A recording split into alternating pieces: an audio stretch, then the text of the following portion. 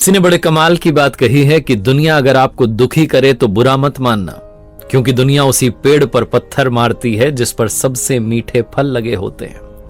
नमस्ते दोस्तों, मैं हूं आरजे कार्तिक। एक बड़ी छोटी सी कहानी एक भक्त की। गांव में रहते थे। उनसे जब भी कोई पूछता था क्या हाल चाल है, तो हमेशा कहते थे ठाकुर जी जाने, मेरे हाल तो वही जानते हैं। ठाकुर जी का बड़ा छोटा सा उस गांव में मंदिर था। ये जो भक्त थे, इनके परिवार में इनकी एक बिटिया थी, 2 बेटे थे। जब बिटिया की शादी की बात आई तो पैसा चाहिए था, पैसे नहीं थे घर में, तो उधार लेने के लिए गांव के सेठ जी के पास गए और पैसा लेकर के आ गए। धूमधाम से बिटिया की शादी की। कुछ साल बीते, इनके बच्चे जो हैं नौकरी करने के लायक हुए, नौकरी करने लगे शहरों में, तो पैसा आने लगा। तो बच्चों ने कहा पापा आप जाकर के सारा पैसा चुका दो सेठ जी का।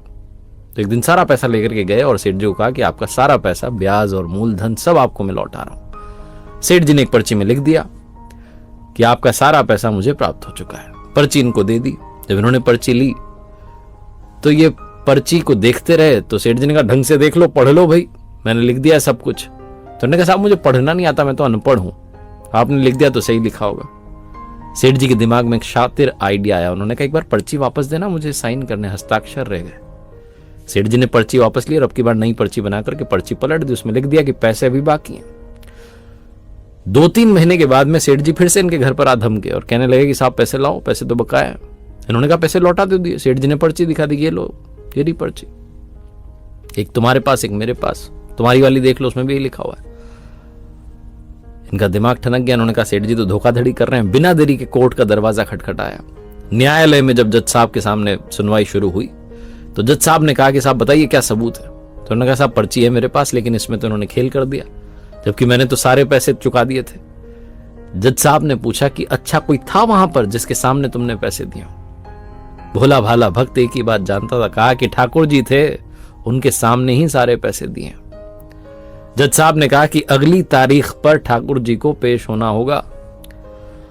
और पुलिस वाले गए ये नोटिस देने के लिए गांव में। तो वहां पूछा भाई ठाकुर जी कौन है यहाँ पर? तो गांव ने कहा साहब यहाँ इस नाम का कोई व्यक्ति नहीं रहता, ठाकुर जी का मंदिर जरूर है।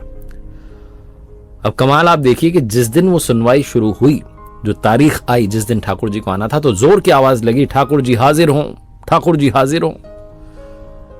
कोर्ट रूम में एक बूढ़े व्यक्ति चल करके आते हैं, माथे पर चंदन का तिलक लगा हुआ है, आकर के कटघरे में खड़े हो जाते हैं और जज साहब पूछते हैं क्या नाम है? कहते हैं मेरा नाम ठाकुर जी है।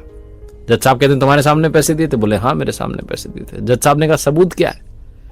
तो उन बूढ़े महात्मा ने, बाबा जी ने कहा कि काम कीजिए, सेठ जी को यहीं बैठा के रखिए और इनके घर पर किसी को भेजिए। इनके घर पर बड़े से कमरे में 3 अलमारियां हैं। तीसरे नंबर की अलमारी में एक फाइल रखी है जिसमें 22वें नंबर के पेज पर एक पर्ची चिपकी, उसको मंगवा लीजिए। ठीक वैसा ही किया गया। उस पर्ची में लिखा हुआ था, क्योंकि वो ओरिजिनल पर्ची थी, सही वाली पर्ची, तो उसमें लिखा हुआ था कि सारे पैसे प्राप्त हो गए। जज साहब उस चमत्कार के आगे नतमस्तक हो गए। उन्होंने कहा ये तो कमाल ही हो गया। फैसला जो था भक्त के पक्ष में सुनाया गया, सेठ जी को सजा सुनाई गई, ये सब वो सब। उसके बाद फटाफट से जज साहब जो कार्रवाई समाप्त करके बाहर आए मिलने के लिए कि मिल लूं उन बूढ़े बाबा से, लेकिन तब तक जा चुके थे। अगले दिन जज साहब गांव में गए और गांव में जाकर के उन्होंने पूछवाया कि ठाकुर जी कहाँ रहते हैं, कौन है ठाकुर जी? लोगों ने कहा साहब इस नाम का कोई आदमी नहीं रहता, ठाकुर जी का तो सिर्फ मंदिर है हमारे गांव में, जाकर के दर्शन कर लीजिए। उसी पल उसी क्षण जज साहब ने कहा नौकरी छोड़ूंगा और आज से भक्ति ही भक्ति करूंगा। प्रभु को मैंने कोर्ट में खड़े रहने का आदेश दे दिया, इतना बड़ा पाप कर दिया। पूरे भारत के मंदिरों में घूमते रहे, मंदिरों की मिट्टी को अपने सर पर लगाते रहे, लेकिन कभी किसी मंदिर में नहीं बैठे, क्योंकि जब भी उनसे कोई पूछता कि बैठ जाइए, वो कहते थे नहीं, मैंने भगवान को अपने कोर्ट रूम में खड़े रहने का आदेश दे दिया, इतना बड़ा पाप किया, मैं मंदिर में बैठने के काबिल नहीं हूं। प्रभु की भक्ति करते रहिए, सही रास्ते पर चलते रहिए, प्रभु रास्ता जरूर दिखाएंगे और आपको संभाल लेंगे, गिरने नहीं देंगे। इतना विश्वास बना के रखिए। एक बार फिर से वही बात जो अक्सर आपसे कहता हूं, ऊपर वाले के आशीर्वाद, अपनी मेहनत और अपनों के प्यार के साथ कर दिखाओ कुछ ऐसा कि दुनिया करना चाहे आपके जैसा।